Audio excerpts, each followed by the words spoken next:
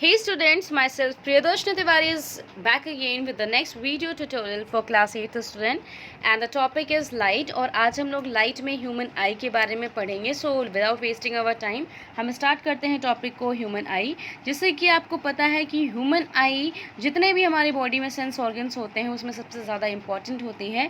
और क्यों इंपॉर्टेंट होती है? क्योंकि वो सेंसेशन ऑफ विजन कॉज करती है जिसकी वजह से हम किसी भी ऑब्जेक्ट्स को देख पाते हैं. हम लोग ह्यूमन आई के सारे पार्ट्स को अब डिटेल में स्टडी करेंगे. तो ह्यूमन आई जो होती है वो स्फेरिकल शेप की होती है. ठीक है, उसका जो आउटर पार्ट होता है वो बल्जी होता है. तो इसके पार्ट्स को हम लोग डिटेल में स्टडी करते हैं. सबसे पहले बात करते हैं कॉर्निया की. तो कॉर्निया जो होता है ये फ्रंट पोर्शन होता है हमारे आई का और ये बल्जी पोर्शन होता है जो आउटवर्ड की तरफ थोड़ा सा उभरा हुआ होता है. और यहाँ इसी की वजह से मैक्सिमम जो है रिफ्लेक्शन या रिफ्रैक्शन हो पाता है आई में. ठीक है, तो ये जो कॉर्निया है यहाँ पर मैक्सिमम रिफ्रैक्शन हो पाता है और ये जो है लाइट एंटर करती है वो इसी कॉर्निया के थ्रू करती है. ठीक, फिर बात करते हैं अपने आइरिस की. तो आइरिस क्या होता है? ये पतला सर्कुलर स्ट्रक्चर होता है. ये जो आई का जो कलर होता है वो इसी आइरिस की वजह से ही होता है. ठीक है, ये हमारे शटर की तरह एक्ट करती है और ये क्या करती है? अमाउंट ऑफ लाइट जो हमारी आंखों में एंटर करती है उसे कंट्रोल करती है. फिर हम बात करते हैं प्यूपिल की. तो प्यूपिल का काम क्या होता है?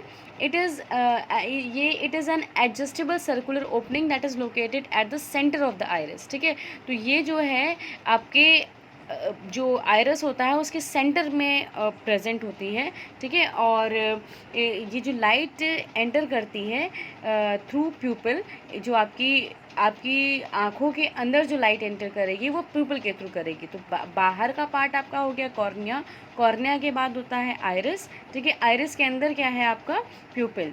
In case of bright lights iris जो होता है वो कॉन्ट्रैक्ट कर जाता है और जो लो लाइट के लिए क्या करता है? डायलेट कर जाता है. तो ये जो आइरिस होता है वो हमें पहले ही बताया है कि वो लाइट एंट्रिंग को कंट्रोल करता है. और कंट्रोल कैसे करेगा? जब आपकी लाइट जो होगी वो ब्राइट होगी तो आइरिस कॉन्ट्रैक्ट कर जाता है और जो डिम होगी तो डायलेट कर जाएगा.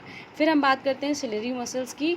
ये क्या करती हैं? आपके जो लेंस होता है, आई लेंस होता है, उसको होल्ड करती हैं. ठीक है, और आपके फोकस लेंथ को चेंज करती हैं. किसके कैसे करती हैं चेंज? बाय कॉन्ट्रैक्शन और रिलैक्सेशन. ठीक है, तो ये जो फोकस लेंथ होता है उसको चेंज करती है बाय कॉन्ट्रैक्शन और रिलैक्सेशन. साथ ही साथ आपके लेंस को होल्ड करती हैं. तो समझ में आ गया. जो आउटर बल्जी पार्ट है कॉर्निया है.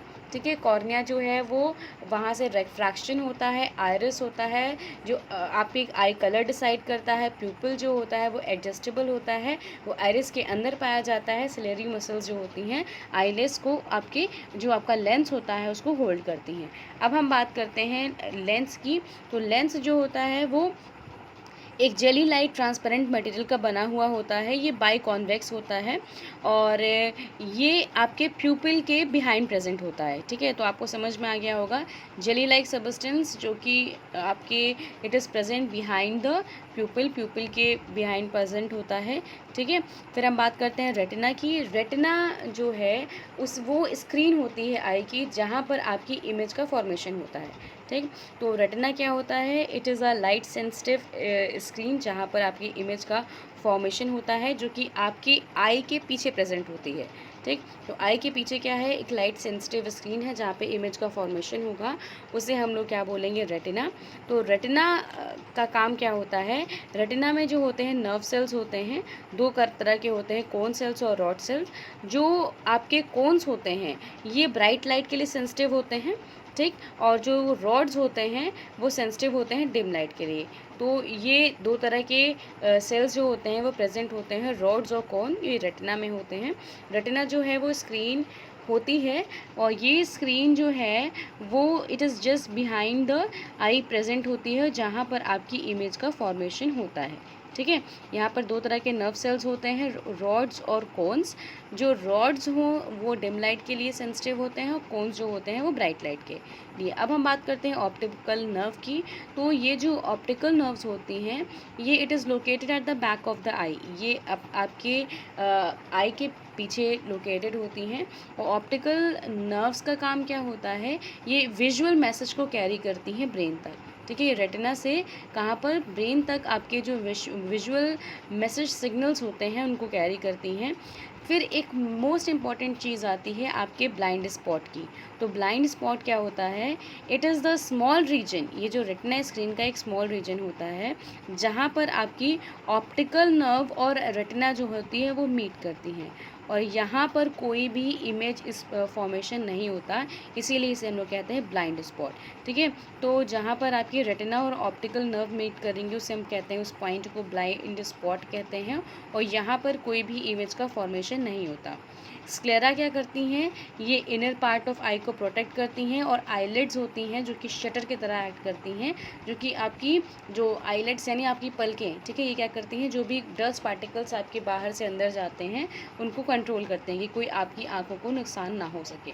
तो this was all about the eye. ठीक है। तो आई में आप अब इनके फंक्शन जान चुके हैं। एक बार स्ट्रक्चर को हम लोग देख लेते हैं कि स्ट्रक्चर क्या है आई का। तो ये है आपका बल्जी पोर्शन जो है आपका कॉर्निया। ठीक है। कॉर्निया के बाद है प्यूपिल, प्यूपिल उसके बाद आइरिस। ठीक। आइरिस के बाद ये आपका आई लेंस हो गया, और फिर पीछे जो है वो रेटिना। ठीक है। और ऑप्टिकल नर्व्स जो कि बैक साइड हैं। ठीक। ब्लाइंड स्पॉट वो पॉइंट है जहाँ पर ऑप्टिकल नर्व्स और रेटिना मीट करेंगे। सो ये आपका डायग्राम है आई का, इससे आप समझ लीजिए, और फंक्शन आपको समझ में आ गए होंगे। नेक्स्ट हम लोग बात करते हैं नेक्स्ट टॉपिक की, that is accommodation of eye. Accommodation of eye क्या होता है? अकोमोडेशन ऑफ आई मतलब होता है the ability of eye to alter the focal length. ठीक है। वैसे से हमने पहले भी आपको बताया था जब हम लोग आई के बारे में पढ़ रहे थे कि आई जो होती है वो फोकस लेंथ को चेंज कर सकती है। वो कैसे चेंज कर सकती है? With the help of this जो सिलरी मसल्स होती हैं उसकी वजह से आई जो होती है अपने फोकस लेंथ को चेंज कर सकती है।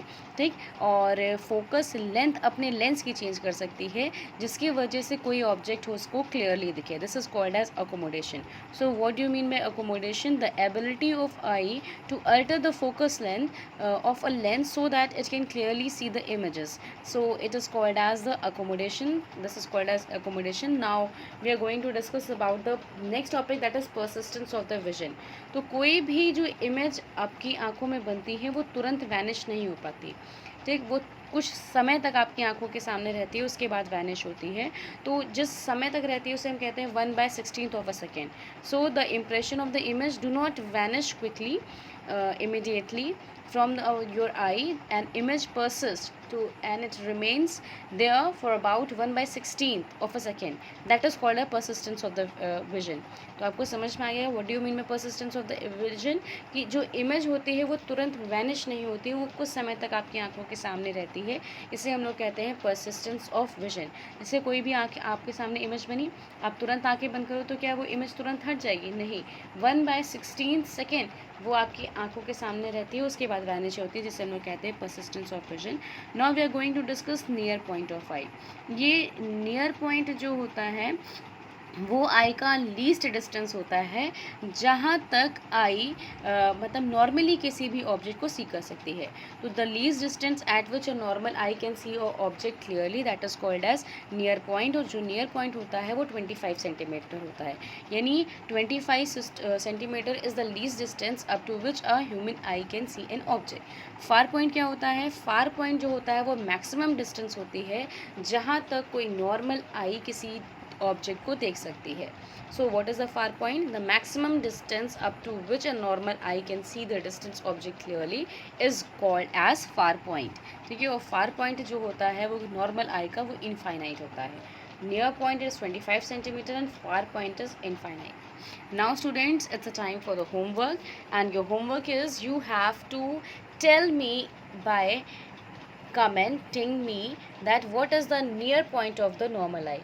आपको कमेंट करके मुझे बताना है कि नियर पॉइंट आई का क्या होता है। स्टूडेंट्स, अगर आपको मेरी वीडियो अच्छा लगा है तो लाइक कीजिए, और अगर चैनल अभी तक आपने सब्सक्राइब नहीं किया है तो प्लीज़ सब्सक्राइब कर लीजिए, and keep watching, and it's a time to say good bye, have a great day ahead.